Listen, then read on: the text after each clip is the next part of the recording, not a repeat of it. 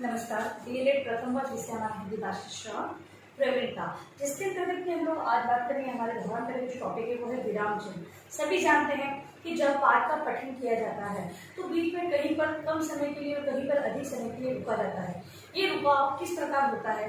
ये रुकाव विराम चिन्हों के माध्यम से ही संभव है, अन्यथा हम लोग पाठ को लगातार पढ़ते चले जाएंगे और उसका जो अर्थ है उसको सही प्रकार से ग्रहण नहीं किया जा सकता। जब बोलने में या फिर कहने में यदि हम रुकाव का प्रयोग नहीं करते हैं, यानी कि विराम चिन्हों का प्रयोग नहीं करते हैं, तो किसी भी व्यक्ति को हमारी बात समझ में नहीं आएगी। इस हेतु हम लोग कहीं पर कम समय के लिए, कहीं पर अधिक समय के लिए, कहीं पर प्रश्न पूछने के लिए, कहीं पर विस्मय या आश्चर्य के लिए हम लोग विराम चिन्हों का प्रयोग करते हैं। तो आइए हम इस दौरान कार्य के अंतर्गत विराम चिन्हों के बारे में जानकारी प्राप्त करते हैं। तो विराम को प्रकट करने के लिए परिभाषा के रूप में हम देखेंगे। विराम को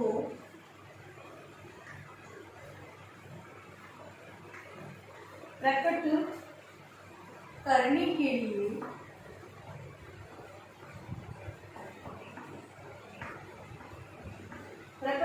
के लिए हम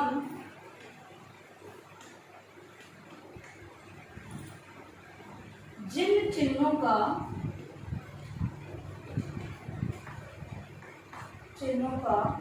प्रयोग करते हैं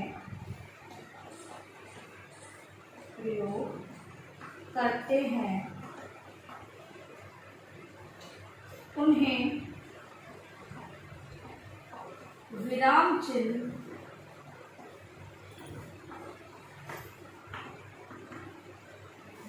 चिन्ह कहते हैं।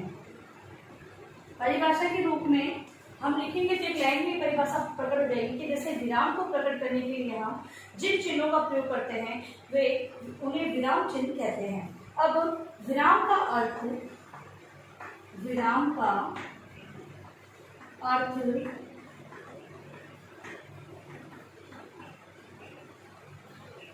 है रुकना, ठहरना या विश्राम करना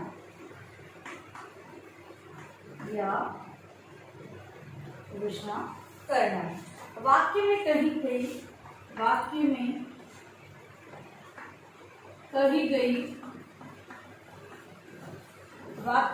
गई बात को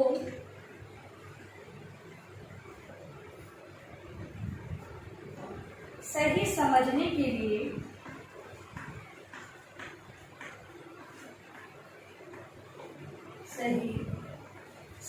के लिए बीच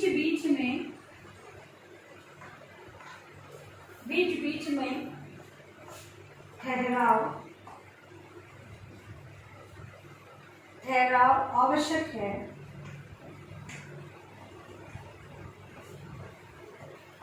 है। कहीं कम समय के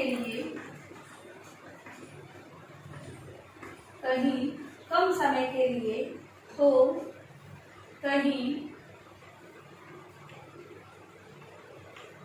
अधिक समय के लिए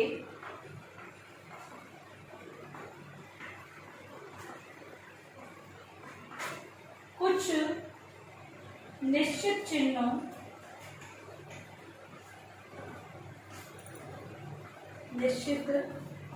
चिन्हों को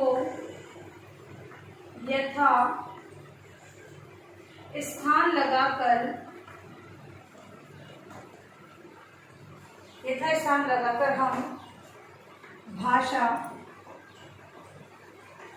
हम भाषा गति प्रवाह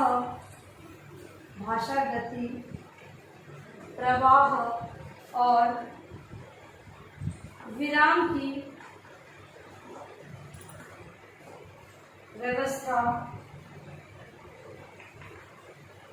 व्यवस्था को बनाकर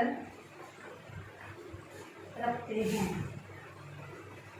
समझेंगे कि अगर अर्थ के रूप में यदि हम विराम को देखते हैं तो रुकना, ठहरना या विश्राम करना क्या है, वो विराम चिन्ह है। ठीक है, वाक्य में यानी विराम है, तो शब्दों के बीच में जो विराम का चिन्ह लगता है, ठीक है, वो किसी प्रकार से रुकने के लिए, ठहराव के लिए तथा कहीं पर विश्राम यानी कि रुकाव के लिए किया जाता है। यहाँ पर वाक्य में कही गई बात को समझने के लिए कहीं बीच बीच में कहीं कहीं पर ठहराव आवश्यक है, लगातार कहना। अगर इन विराम चिन्हों का प्रयोग नहीं किया जाएगा, जैसे लगाया मैंने पूर्ण विराम, अर्धविराम का प्रयोग जो मैं कर रही हूँ, अगर मैं नहीं करूंगी तो कहाँ पर मुझे रुकना है, किस प्रकार से उसे समझाना है, वो समझ में नहीं आएगा। तो बीच में ठहराव आवश्यक है, कहीं पर कम समय के लिए तो कहीं पर अधिक समय के लिए कुछ निश्चित चिन्हों, निश्चित मतलब जैसे खड़ी बाई का प्रयोग है, ये कॉमे का प्रयोग हम लोग कर रहे हैं, जो कि अल्पविराम के रूप में हमारे सामने है। ठीक है, इसका प्रयोग हम लोग कर रहे हैं। तो यहाँ पर निश्चित चिन्हों की यथास्थान लगाकर हम भाषा के गति को रुकने के आधार पर हम लोग उसकी गति का या प्रवाह के बारे में जो पूरी व्यवस्था है वो विराम चिन्हों के माध्यम से ही होती है। हम उदाहरण देख लेते हैं एक बार। तो उदाहरण के रूप में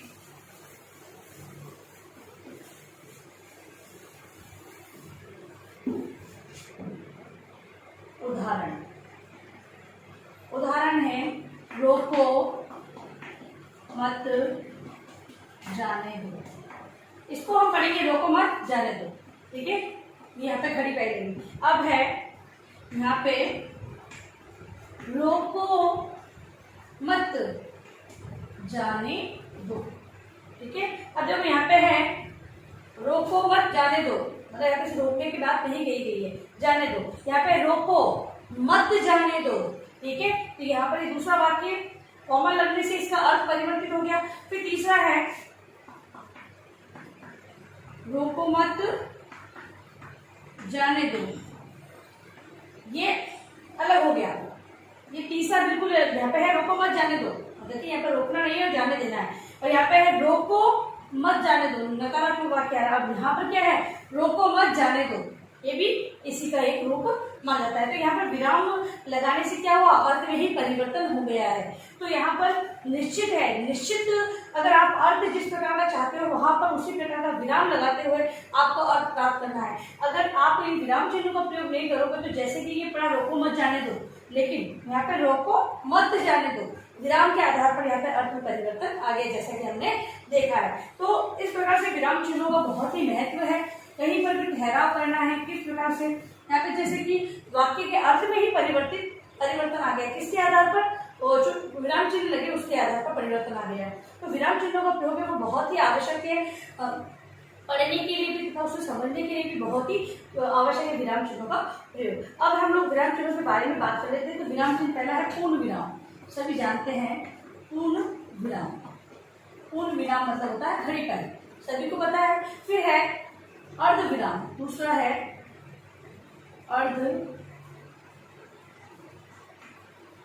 अर्ध विराम जो कि इस प्रकार का होता है। और तीसरा है अल्प विराम जो कि इस प्रकार का कॉमा लगता है, सभी को ज्ञात है। फिर है प्रश्नवाचक चिन्ह, सभी नोट करेंगे, प्रश्नवाचक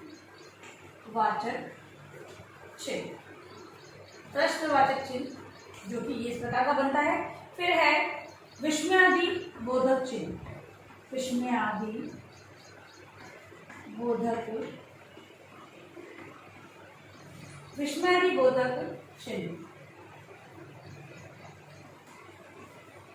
बोधक चिन्ह इस प्रकार का ये साइन बनता है।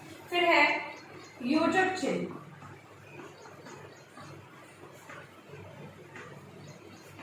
योजक चिन्ह जो इस प्रकार का छोटा सा साइन होता है। फिर है निर्देशक चिन्ह, निर्देशक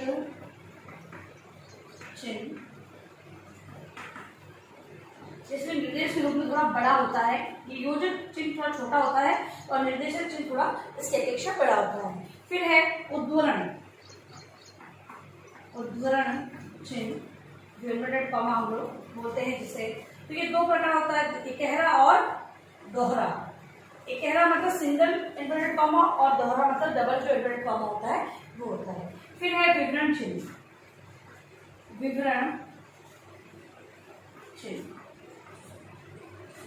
चिन्ह के अंतर्गत हम लोग ये दो बिंदी और एक लाइन खींचते हैं, ये विवरण किसी के बारे में हम क्लासिफिकेशन जो देते हैं, ठीक है, वो सारी चीजें इसके अंतर्गत होता है। फिर है कोष्ठक, लास्ट है हमारा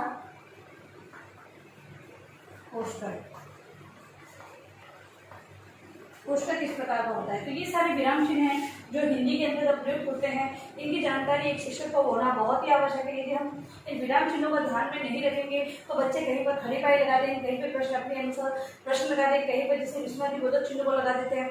उन्हें जब ये ज्ञात ही नहीं होगा तो वो उसको सही प्रकार से नहीं लगा पाएंगे। शिक्षक है, जब तक शिक्षक को इनके बारे में जानकारी होगी तब तक वो विद्यार्थी में सुधार कार्य नहीं करवा सकता। इस हेतु आप लोगों को ये सारे विराम चिन्हों के बारे में संपूर्ण जानकारी प्राप्त करनी होगी तथा सही समय पर उनमें बालकों में सुधार लाना होगा और विराम चिन्हों का क्या महत्व है इसके बारे में सही जानकारी प्राप्त करवानी होगी। अब देखिए अपना गृह कार्य प्रश्न आपको। गृह कार्य, विराम किसे कहते हैं? विराम किसे कहते हैं? हिंदी में प्रयुक्त विराम, हिंदी में प्रयुक्त विराम चिन्हों को स्पष्ट करें। ठीक है, यह है आपका गृह कार्य प्रश्न जो कि आपको अनिवार्य रूप से अपनी उत्तर पुस्तिका में लिखना है। और अंत में इस महामारी के दौर में कम से कम आवश्यक कार्य होने पर आप बाहर निकले। यदि बाहर जाते हैं तो 3 बातों को आवश्यक रूप से ध्यान रखें। मास्क लगाए, सोशल डिस्टेंस बनाएं और आपको बार-बार सैनिटाइज करते रहें। सुरक्षित रहें, सभी ध्यान रखें।